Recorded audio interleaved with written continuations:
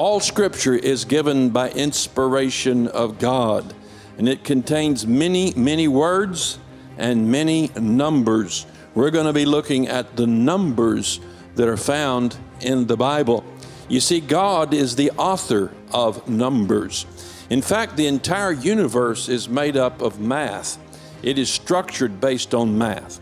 Your brain is structured based on math. The signals that your brain sends are all based on math. It's digital, just like a computer. Everything has a structure and an order, from the scale of a fish to your DNA, and it's all mathematically explainable and reducible. Everything except the soul, that is. So when God wrote the Bible, you would expect to find it to be mathematically perfect.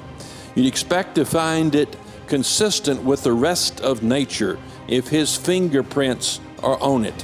If you believe there's a God whose mind is behind this universe and behind our minds, then the effectiveness of mathematics is something that I would expect.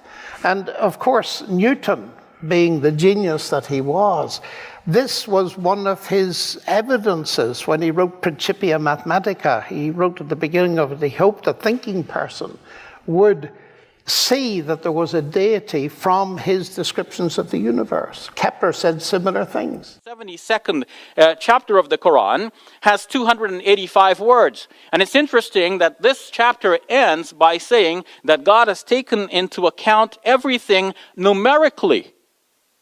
And the last word is numerically. That's one of the reasons I'm a Christian, because mathematics works.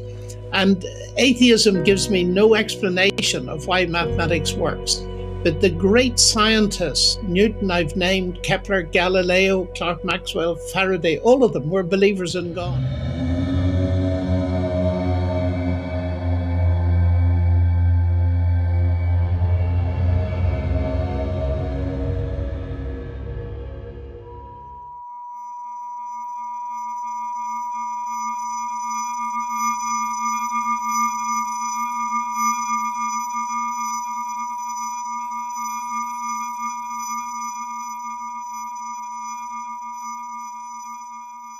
Following the Milat of Ibrahim, Genesis chapter 17 verse 3, Abraham falls on his face, sajda or prostration.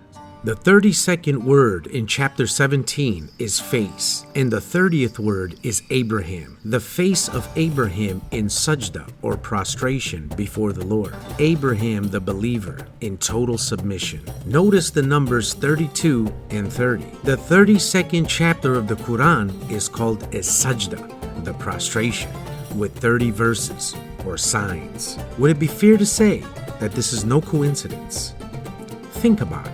Also, if we drop the 0 in 3230 and bring these numbers together, we get 323. 323 equals 32 plus 291. 32,291 is the whole Bible, chapters and verses combined. Would it be fair to say that this also is no coincidence?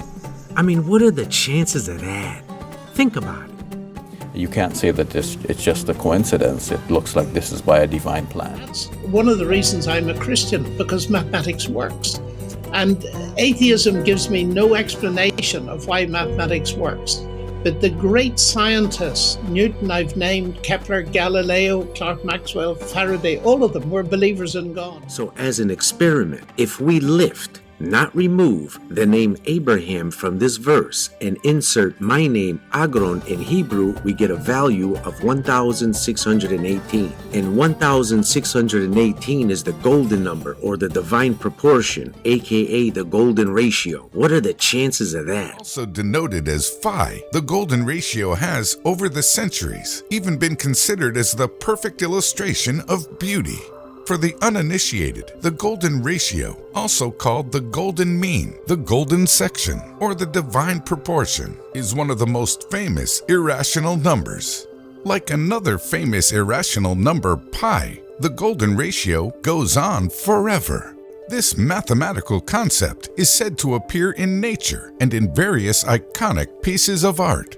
It has allegedly inspired artists like Michelangelo and Leonardo da Vinci. The harmony and proportions of the golden ratio were recognized by mathematicians like Aristotle, Pythagoras, Muhammad ibn Musa al-Khwarizmi, and Boethius, with some believing that the golden ratio could be the key to unlocking the divine secrets of the universe. The Fibonacci sequence is a series of numbers, in which each successive number is obtained by adding up the two numbers before it. If we create squares using Fibonacci numbers, and place them adjacent to each other, we get the famous Fibonacci spiral. Incredibly, this spiral growth pattern occurs over and over again in the universe around us.